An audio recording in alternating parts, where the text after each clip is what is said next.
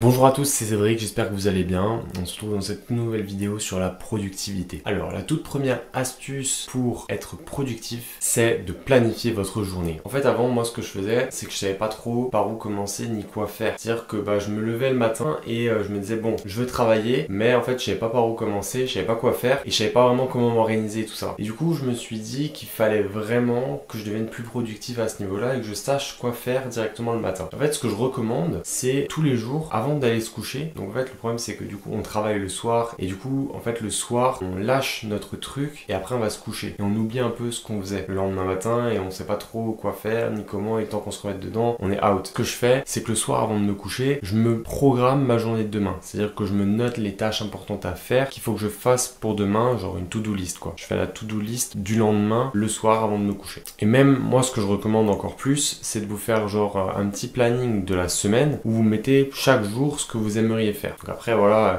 libre à vous de voir comment vous vous organisez pour tout réaliser ou pas tout réaliser, mais dans l'idée, je trouve que c'est une bonne chose de faire comme ça. Et donc le soir avant de vous coucher, il va falloir vous programmer de telle sorte à ce que vous fassiez votre to-do list pour le lendemain afin de planifier votre journée du lendemain pour être plus productif. Ensuite, la deuxième astuce qui est un petit peu liée à la première, ça va être de prioriser vos tâches. Qu'est-ce que j'entends par prioriser vos tâches? C'est tout simplement de mettre un ordre dans toutes les tâches que vous avez à faire. Un ordre d'importance pour que vous puissiez vraiment mettre en ordre tout ce que vous avez à faire. Je sais pas, moi par exemple, admettons, vous avez une vidéo short à faire, un rendez-vous avec votre client à caler dans la journée, un email à faire et vous savez aussi que vous avez un rendez-vous quelque part dehors. Là, il va falloir les mettre dans l'ordre. Qu'est-ce qui est le plus important? Pour moi, personnellement, le plus important, c'est la satisfaction de mon client et du coup je vais faire ça en priorité dans la journée, donc je vais me le mettre le matin. Le matin c'est le moment où on est le plus frais, on est le mieux pour travailler à mon sens, donc je vais me mettre ça le matin. Ensuite s'il faut que je fasse un short, je vais essayer de caler ça en fin de journée, donc en rentrant du boulot, comme ça j'ai un petit peu la lumière du jour et c'est toujours plus agréable, donc je pense que je me mettrai ça là et après j'irai voir mon ami pour me faire une petite coupure et en dernier lieu je ferai la quatrième tâche qui est donc l'email. Il faut vraiment que vous arrivez à classer en fait ces différentes étapes de la journée en quelque chose de simple et d'efficace. Donc vous priorisez vos tâches et comme ça de cette façon vous allez pouvoir vous focus sur chacune d'entre elles et vous allez savoir quoi traiter en premier et qu'est-ce qui est le plus important à faire dans votre journée. Ensuite, pour mettre à bien ces tâches et pour être productif dans ces tâches, il va falloir minimiser les distractions. Et pour minimiser les distractions, vous allez par exemple mettre votre téléphone en mode avion, vous allez tout simplement l'enlever et le mettre dans une autre pièce. Si vous savez que vous allez être distrait par, je sais pas, ce qui se passe dehors, évitez d'être à côté de la fenêtre. Si vous avez la fenêtre ouverte et qu'il y a du bruit dehors, essayez de fermer les fenêtres. Essayez de vous mettre un petit peu dans les meilleures conditions pour travailler. Moi, je recommande vraiment de se focus à fond et de supprimer toutes les distractions pour vraiment être le plus productif possible dans notre boulot. Alors moi, je sais que j'ai beaucoup de chance, enfin, de la chance pas vraiment, mais je suis comme ça de nature. C'est-à-dire que moi, je me concentre automatiquement. Pour que je fasse quelque chose, en fait, il faut que je mette toute mon attention dessus. J'ai trop du mal à faire 2 ou 3 choses en même temps. Il faut vraiment que je me concentre sur une chose et que je la fasse pour que je puisse la faire. Et c'est super bien en fait parce que du coup ça me permet de me focus toute mon attention là-dessus et d'être super efficace dans ce que je fais. Après, c'est très bien de faire la to-do list, c'est très bien tout ça, mais il va falloir définir des objectifs clair. Plus vous allez être clair dans ce que vous allez écrire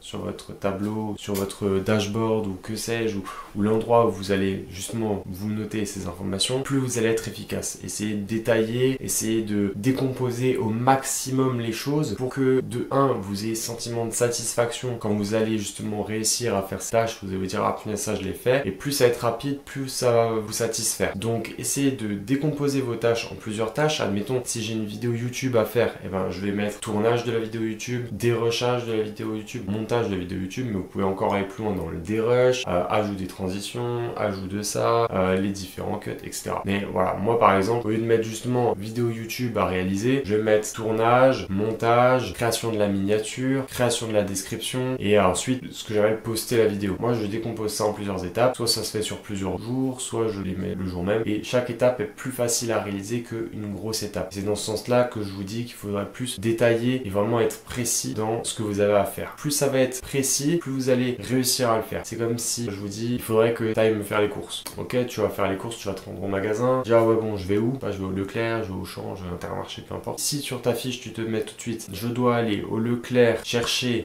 ça, c'est comme la liste de courses. C'est beaucoup plus simple quand tu as une liste de courses avec des trucs à cocher que tu vas à la One Again, tu vas au magasin. Déjà tu passes 3 plombes parce que tu sais pas vraiment ce qu'il te faut, donc tu fais tous les rayons. Et après, en plus de ça, si ça se trouve, tu as oublié des choses parce que tu les as pas notées sur ta liste de courses. Donc si tu notes pas, et ben tu l'oublies et après tu perds du temps parce qu'il va falloir que tu retournes au magasin chercher ce qui te manque. C'est pour ça que c'est super important de définir des objectifs clairs. Ensuite, au niveau de la productivité en elle-même, je pense que c'est super important de faire des pauses. Je sais pas si vous avez remarqué, moi personnellement, au bout de 2 heures de travail intense, bah, je sens que je fatigue. J'ai besoin de faire autre chose pendant, je sais pas, 10 minutes, un quart d'heure ou un petit peu plus longtemps s'il faut, de m'oxygéner, de prendre du bon temps ou de sortir un petit coup, de souffler. C'est important de faire des petites pauses dans votre travail pour justement ne pas vous en dégoûter, même si des fois on peut bosser des heures et des heures, on s'en rend pas compte, mais c'est important de se faire des petites pauses pour déconnecter parce qu'on doit quand même vivre. Vous allez voir que ces pauses, ça va augmenter votre productivité parce que du coup vous allez pouvoir vous dire bon ok, petite pause, je fais ça, ok, là j'en suis là, c'est cool, ok. Donc, tu vas faire autre chose et quand tu vas revenir, tu vas être encore plus productif, tu vas devoir encore plus, tu auras encore plus la niaque, tu seras de nouveau déter et tu vas pouvoir rattaquer de plus belle. Alors que si tu fais pas de pause, tu vas être motivé au début, tout petit à petit sans t'en rendre compte, tu vas être un peu moins efficace, etc. Alors que si tu fais des pauses, tu vas venir comme ça, tu vas être au taquet, et au lieu que ça descende à pic comme ça, bah, ça va descendre, tu vas faire une pause, donc tu seras à 0, et quand tu vas remonter au taquet et tu vas redescendre un petit peu et ainsi de suite. Et vaut mieux être comme ça, ne serait-ce que pour ton bien-être mental, mais aussi pour ton bien-être productif. Tu seras beaucoup plus productif comme ça, je te le garantis, sur des tâches bien sûr qui sont un petit peu longues forcément. Et bien sûr, quand je dis faire des pauses, pas en abuser, hein. C'est toutes les 2 heures, c'est pas toutes les 5 minutes, oh je vais faire ça, ou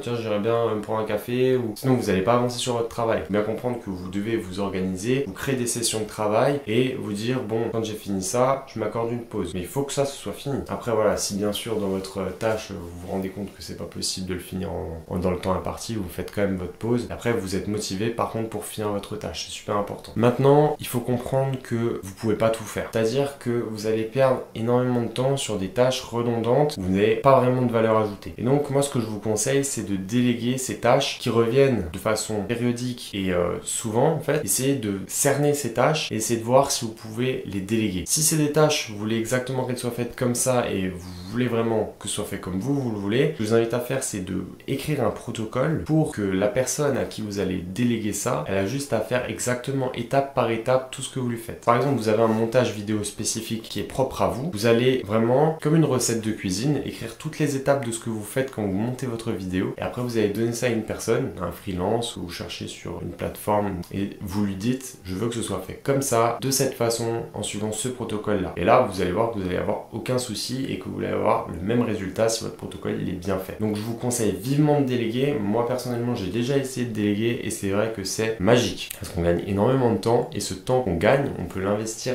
ailleurs. Au lieu de perdre du temps à faire un truc où on n'est pas forcément super bon, parce que des fois il y a des trucs où on n'est vraiment pas très bon. Moi je pense notamment aux miniatures, vu que j'ai délégué les miniatures. Ce qui s'est passé c'est que moi je suis pas très fort en miniature. J'ai délégué un jour une miniature à quelqu'un et franchement j'étais ravi parce que forcément la miniature a été beaucoup mieux que ce que moi je fais et en plus de ça, ça m'a permis d'économiser facile une demi-heure sur cette miniature. Donc j'ai eu un résultat qui était mieux et en plus de ça, j'ai eu un gain de temps. Donc j'étais totalement gagnant. Bon après forcément c'est payant ces choses-là, mais franchement le temps c'est de l'argent, on l'oublie souvent, mais il n'y a pas plus important que le temps dans la vie. Et donc si vous pouvez déléguer des choses, je vous encourage à le faire, n'hésitez surtout pas. Enfin, on a aussi d'autres petites astuces comme par exemple l'hygiène de vie. Pour moi, avoir une bonne hygiène de vie, c'est complètement lié à votre productivité. Je m'explique. Le matin, moi, j'ai pris l'habitude maintenant de toujours faire mon lit. Et ça, vous voyez, ça peut paraître super bête, mais je trouve que c'est vraiment super important. Parce que non seulement quand je le fais, ça me procure un sentiment de satisfaction parce que j'ai fait quelque chose et je sais que ça me fait du bien et ça fait vraiment du bien de voir son lit qui est fait et c'est carré et c'est propre et c'est nickel. Je sais pas vous, mais voilà. Et non seulement, en plus, le soir, quand j'arrive dans ma chambre et que je vais me coucher, ça me procure encore plus un sentiment de satisfaction. Ok, là, vous me dites, ouais, bon, c'est quoi le rapport avec la productivité? Et ben, en fait, non seulement ça va vous faire du bien mentalement, mais en plus de ça, vous allez développer un genre d'ego un peu en mode ah oui c'est cool, j'ai réussi à faire ça, et ça va vous montrer qu'il y a du changement dans ce que vous faites, et c'est une petite étape qui mentalement vous fait vraiment un bien fou. Maintenant, dans l'hygiène de vie, j'entends aussi par exemple votre espace de travail, votre bureau, à maintenir un bureau qui est rangé. Vous allez voir que ça va faire énormément de bien à chaque fois que vous allez travailler.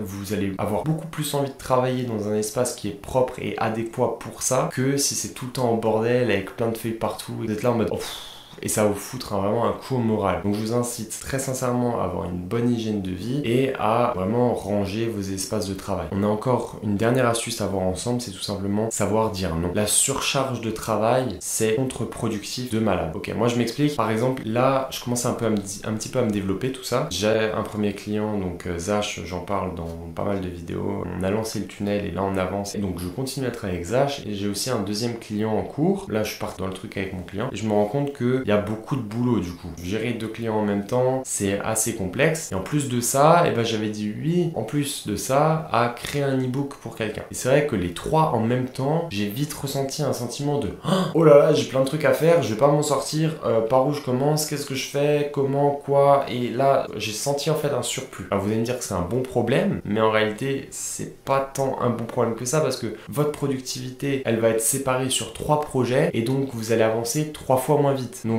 moi ce que je conseille c'est vraiment de traiter certaines choses et surtout de savoir dire non quand on le sait. Maintenant moi je sais que je ferai plus jamais 3 clients en même temps, je me limiterai à 2 parce que 3 c'est tout simplement pas tenable. Donc savoir dire non c'est primordial. C'est comme le soir quand quelqu'un vous dit ouais viens on va en soirée, là il faut savoir dire non et se concentrer sur nos priorités. On peut pas aller en soirée et en même temps avancer sur notre projet. On peut pas être à 2 endroits à la fois. Donc c'est aussi là dessus, il faut savoir dire non et que c'est super important de dire non aussi dans ces cas-là. Et donc voilà, c'est déjà la fin de cette vidéo, j'espère qu'elle t'a plu. Si c'est le cas, n'hésite pas à t'abonner, à liker, et si tu as des questions ou que tu as d'autres astuces en termes de productivité, je t'invite à nous les dire dans les commentaires et moi je regarderai ça et je te dirai ce que j'en pense de mon côté. Allez, ciao!